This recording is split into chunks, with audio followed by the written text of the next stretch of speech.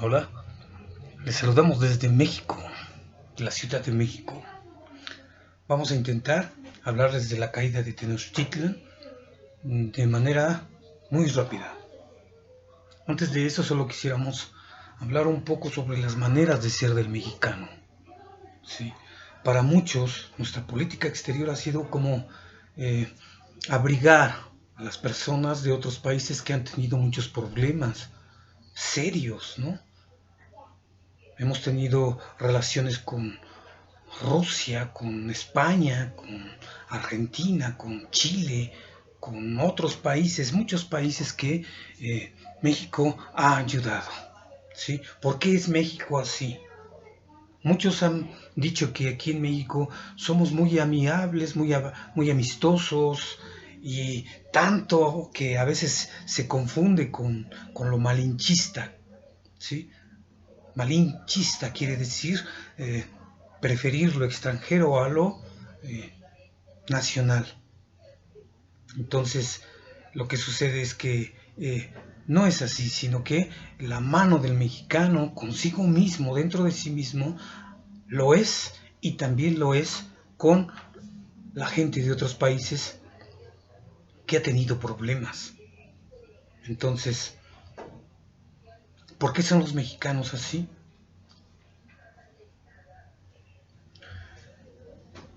Muchos, como el presidente actual, Andrés Manuel López Obrador, ha manifestado que las maneras de ser actuales de los mexicanos se debe a la historia de miles de años que se han tenido en estos pueblos. No es, digamos, algo así como que se acaba de fundar. Nosotros, por ejemplo, a pesar de que hablamos español o en Latinoamérica, somos muy parecidos, pero a la vez somos muy diferentes.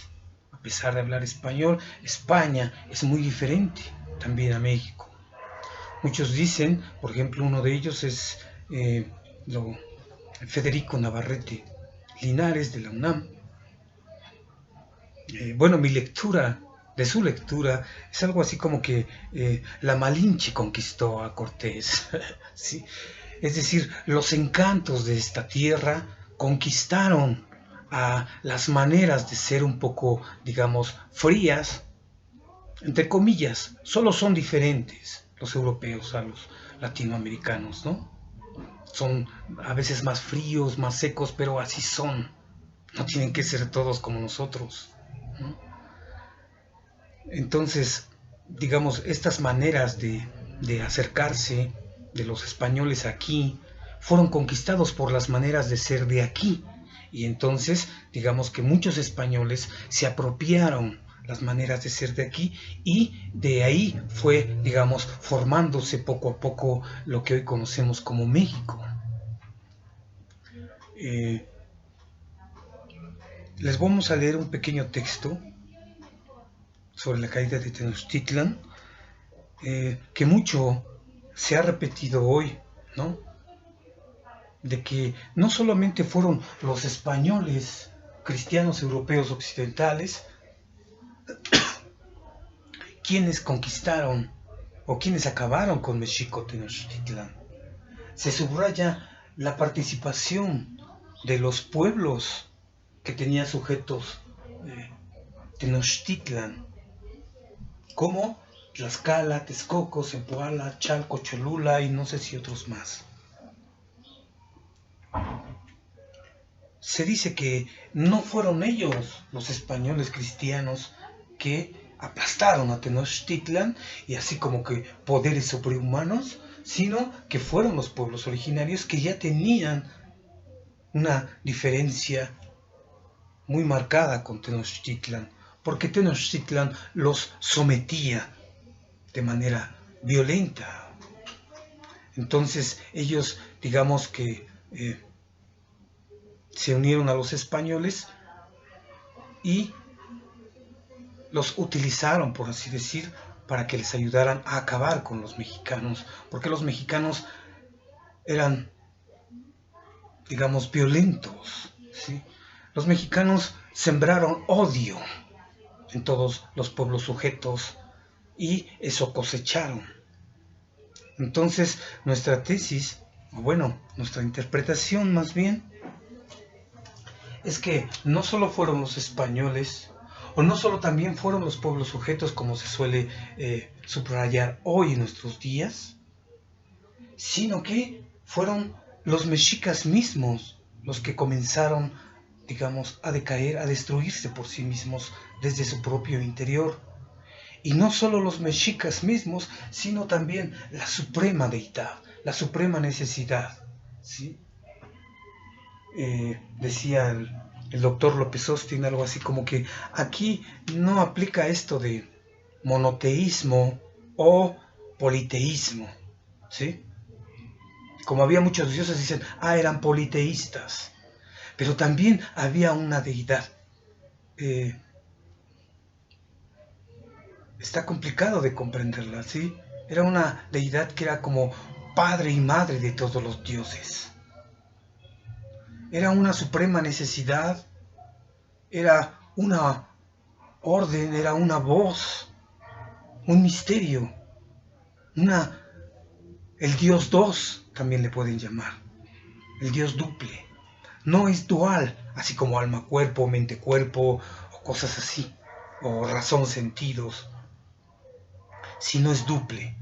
La dualidad ha sido también hoy muy criticada, que ha partido Occidente, a partir de Platón en adelante, se ha marcado esa dualidad, pero aquí no la hubo.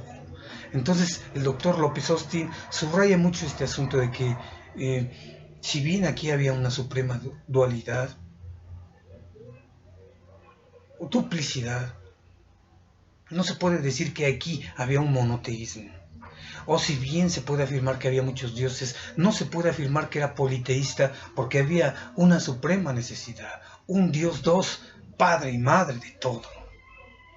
Entonces, la situación, digamos, con relación a este modo de ser divino de estas tierras, es más complicado de lo que se suele decir.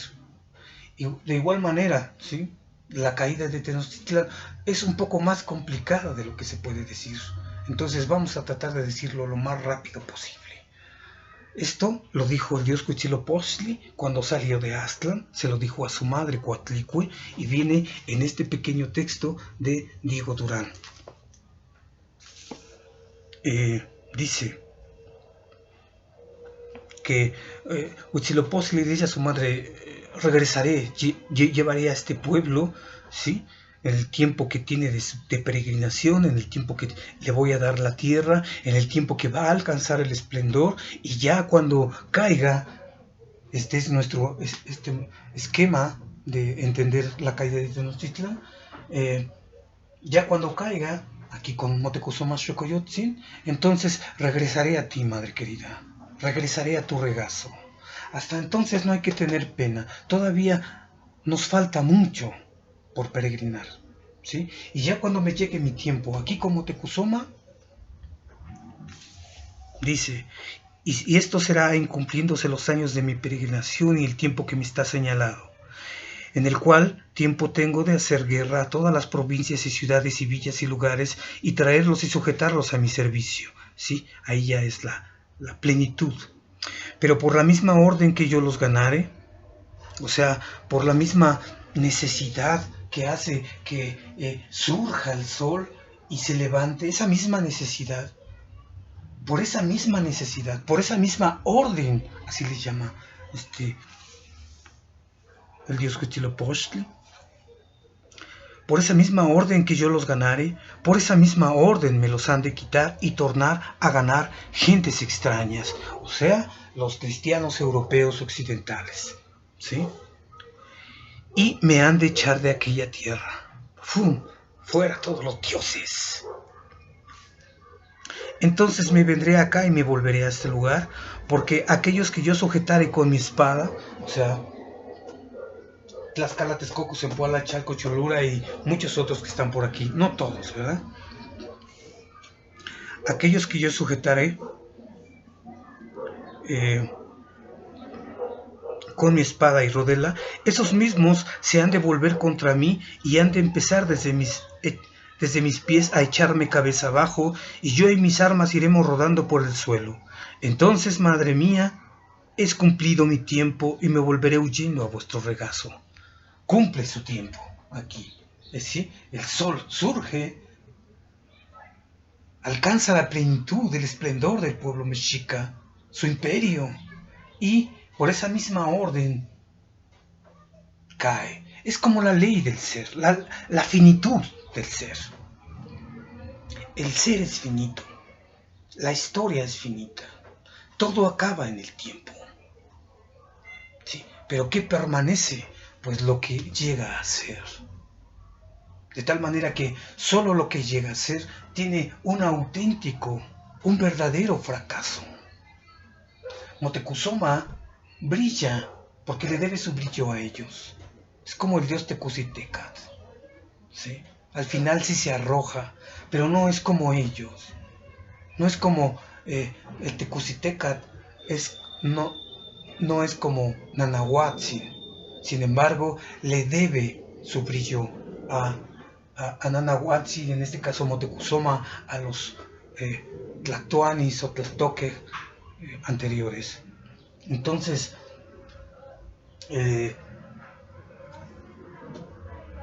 ya se sabe entonces, ¿no? Esta posición es que van a venir unas gentes extrañas. Él ya sabía, por así decir, desde que salieron de Aztlán, el dios Huitzilopochtli dice esto que les estoy leyendo, pero los mexicas no supieron que esto que les estoy leyendo hasta el tiempo de Moctezuma, el Huicamina. Aquí en este texto está, para los que quieran verlo. Y bueno, ya nos vamos a ir un poco más rápido.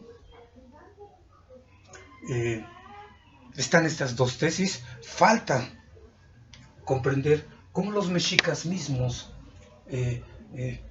no solo fueron los españoles, no solo fueron los pueblos sujetos de los mexicas que los acabaron, sino que todo comienza también de este lado cuando se entroniza Moctezuma Xocoyotzin.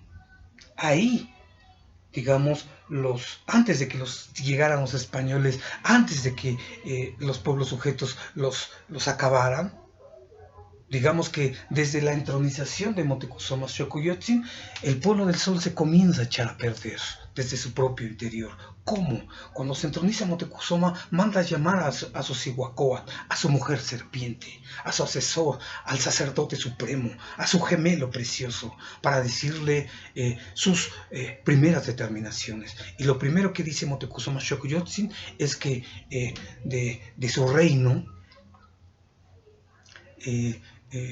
saquen a todo lo que tenga que ver con Macehual y esclavas. En dos lados. Uno es en su propio palacio. Todos los que hacen los quehaceres, los de servicio, los que lavan, bueno, estoy jugando, ¿no? Planchan, lavan los trastes, etcétera. Bueno, entre comillas, lavan los trastes, porque Moctezuma nunca usaba un vestido dos veces o nunca comía en un plato dos veces, ¿verdad? Solamente estoy jugando los quehaceres de la casa, ¿sí? Los camareros, los que prenden el fuego, los que sirven la comida, los que limpian, los que sacuden, los que cortan las uñas al Tlatoani. ¿Quiénes van a ser? Los saca y pone a los hijos de los mismísimos señores, es decir, él se sirve de príncipes. En su palacio no tiene gente de servicio ni más iguales.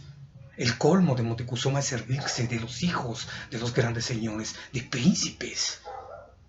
Esa es una. La otra es que en su gobierno, en los altos mandos, hay gente que ha llegado a merecer, por sus grandes méritos, ser grandes capitanes, grandes tequihua, ¿sí?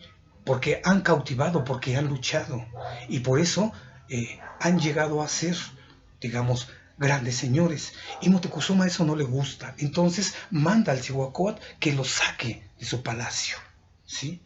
También se reconocían anteriormente a los hijos de mexicanos con esclavas que sean grandes guerreros, por sus grandes hazañas. También podían llegar a ser grandes señores. Y Moctezuma no le agrada esto y también lo saca. para él, solo los hijos de los señores que no tienen relación con más iguales o gente de esclava iban a gobernar, iban a poder estar en el gobierno. Entonces hace una división mayúscula Moctezuma y el pueblo del sol comienza, digamos, a descomponerse por sí mismo. Ahorita vamos a seguir hablando de esto. Entonces la pregunta es, ¿cómo es el gobierno de Moctezuma? Pues él parte de un prejuicio. ¿Cuál? Que la nobleza viene de la nobleza, hijos de grandes señores, que no tengan que ver con más iguales o hijos de esclavas. Este es un gran prejuicio porque aquí comienza el nepotismo puro. Entonces, digamos que la pregunta es entonces, ¿cómo es el gobierno anterior? Bueno, sigamos con el Cihuacóatl, ¿sí? Le dice, quiero que saques a todos de mi palacio y quiero que saque toda esta gentuza de los altos mandos. Pura sangre limpia. Así le llama Moctezuma, haciendo alusión de que la sangre sucia es de los esclavos o de los más iguales. Él despreciaba a los más iguales. Los corre de su palacio. Y no solo eso, pone condena de muerte a aquel que tenga la osadía de verlo a los ojos. Es un tirano Moctezuma. Es soberbio. Sacó su lado soberbio, nos dice Diego Durán. Entonces el Cihuacóatl, que es el único que se dio cuenta, ¿sí? Le dijo, Señor, vas a aniquilar a los reyes pasados, deshaciendo sus cosas. Y no solo eso, vas a hacer que la gente no ose acercarse a ti. Y él dice, pues eso es lo que yo quiero. Que no se igualen a nosotros, los grandes señores, príncipes, nobles, etc. Lejos los quiero de aquí. Entonces, pues eso sucede. Moctezuma aniquila a sus antepasados que lograron, digamos, la plenitud, ¿sí? Que vivieron en magnificencia, que entre comillas ponemos a Tizoc porque lo ayudaron a morir. No era, digamos, con ánimo belicoso, pero murió en paz, por así decir, y gozó también mucho de esta plenitud. Pero bueno, ese era un paréntesis. Moctezuma rompe y aniquila, según el Cihuacóatl, a los reyes pasados, a estos.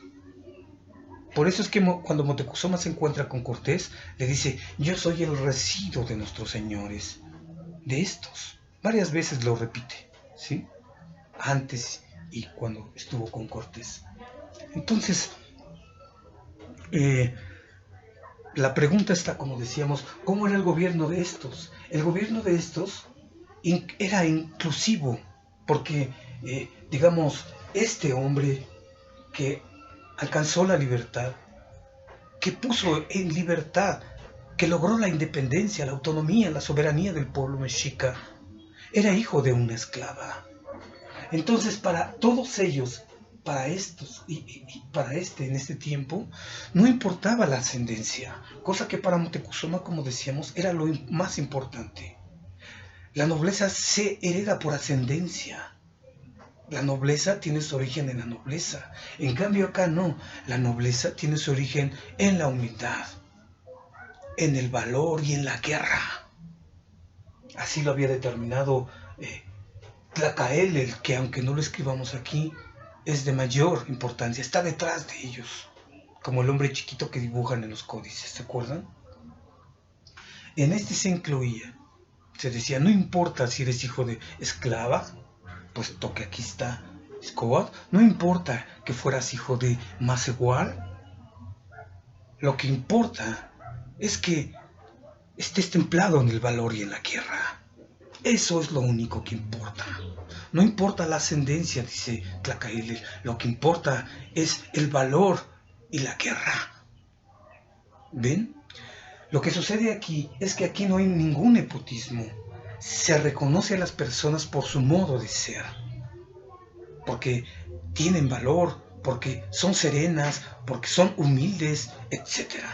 ¿Sí? Digamos, estos templos que tienen que ver con el ser o que tienen que ver con la deidad. porque están inspirados estos hombres, están concernidos por sus dioses, principalmente por su dios Huitzilopochtli. Acá no, acá Moctezuma, digamos, se ha dicho que es religioso y cosas así, y pues sí lo era, pero era principalmente un soberbio, ¿sí?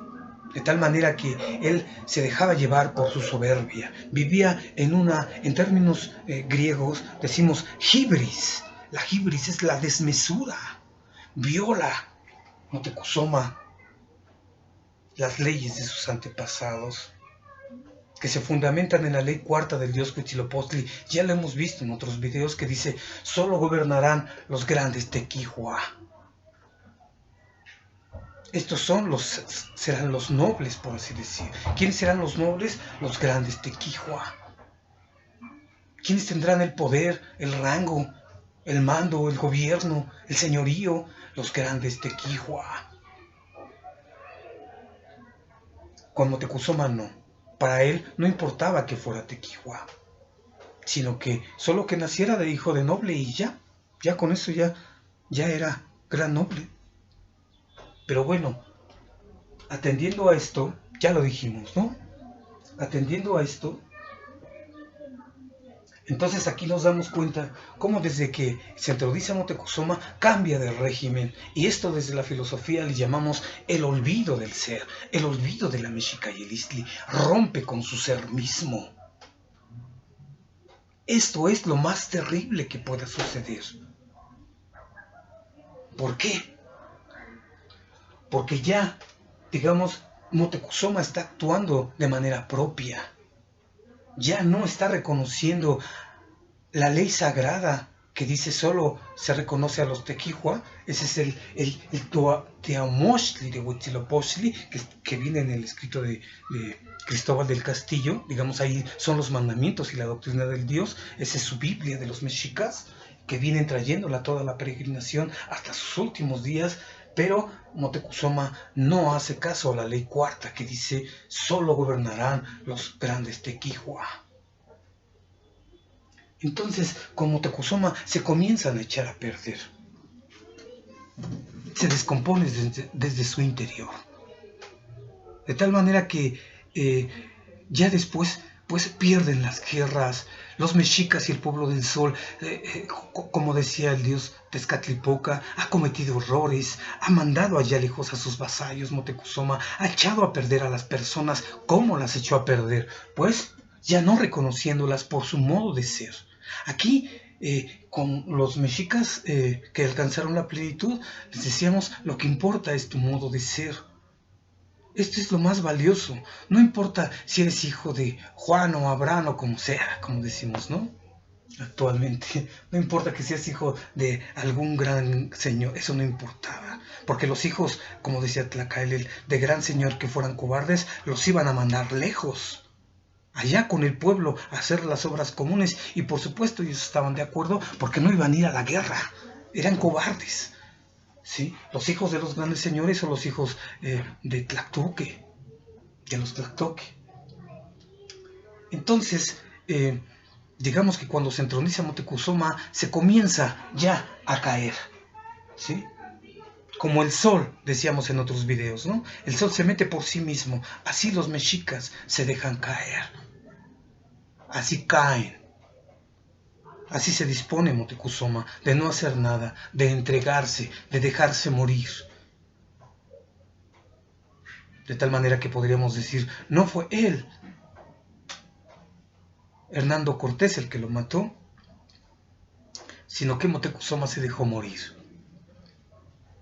Pero no se dejó morir por su propia voluntad, sino solo que se dispuso a un destino que ya se venía dando. Y es que la suprema necesidad así lo determinó. Se le aparecieron muchos Tetzahuida a Moctezuma avisándole que ya la suprema necesidad, que ya la suprema deidad había determinado, una divina voluntad y determinación había determinado que ya todo se acabara. Es decir, aquí algunos podrán decir, es un determinismo. No, porque son los mismos hombres que comienzan a descomponerse por sí mismos, que pecan. por así decir, que rompen, que comienzan a ser desmesurados en su modo de ser, en su soberbia, en su voluntad. Entonces, ya cuando los dioses se dan cuenta de eso, es que ya los hombres ya no pueden retender a la divinidad, y entonces la divinidad es cuando se retira del mundo, pero es la suprema necesidad que dice que ya todo se acabe, que ya los dioses se retiren y que ya los hombres caigan y que se desaparezca todo y que caiga todo. Entonces, aquí con Scott está la quema de la historia, porque hay una restauración de su ser, porque se reivindica el Teoamoshli de Dios Huitzilopochtli. Acá se lleva con todo rigor, como lo hemos visto en otros videos, y como Tecuzoma se olvida. Filosóficamente, digamos, el ser, el rompimiento con su ser, con la Mexica y el Istli, comienza como Tecuzoma Xocoyotzin. Y pues bueno, con esto ya terminamos, ¿sí? La caída de Tenochtitlan se debe primeramente a que los mexicas, desde su propio interior, se comienzan a destruir, olvidan su ser, olvidan, digamos, este reconocimiento del ser del guerrero por el valor sagrado, por el temple sagrado del valor, lo olvidan y ya no lo reconocen, sino que reconocen la ascendencia, nada más.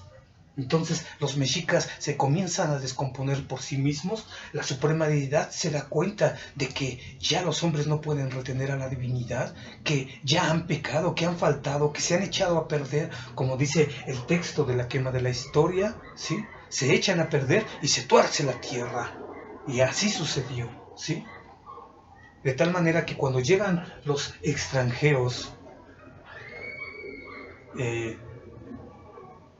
se dan cuenta que estos pueblos sujetos ya está sembrados en ellos el odio que han sembrado los mexicas.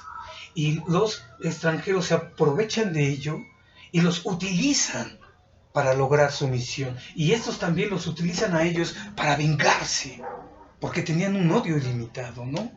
Tlaxcala, así como los mexicas, nunca fueron los mismos. Estos alcanzaron la divinidad, digamos la plenitud. Así también Tlaxcala y todos los pueblos de aquí. Eran grandes pueblos. Pero ya los últimos, así como Tecuzoma Xocoyotzin, ya estaban templados en el odio, en la venganza, como Iztlizóchitl de Texcoco, o como los tlaxcaltecas, que los odiaban tanto que no les importaba traicionar a su propio mundo para favorecer a otros de otro mundo totalmente desconocido. Los tlaxcaltecas, anterior a estos tlaxcaltecas, eran como ellos, grandes guerreros, pero digamos que se fueron también descomponiendo igual todos. Por eso es que no nos extraña que los tlaxcaltecas, cuando se vengan de los mexicas, los trataban mal, ¿sí? Abusaban de ello, de tal forma que los mexicas también iban a pedirle ayuda a los españoles. Oye, nos matan, nos matan a traición, nos castigan feo. Los tlaxcaltecas se vengaron horrible.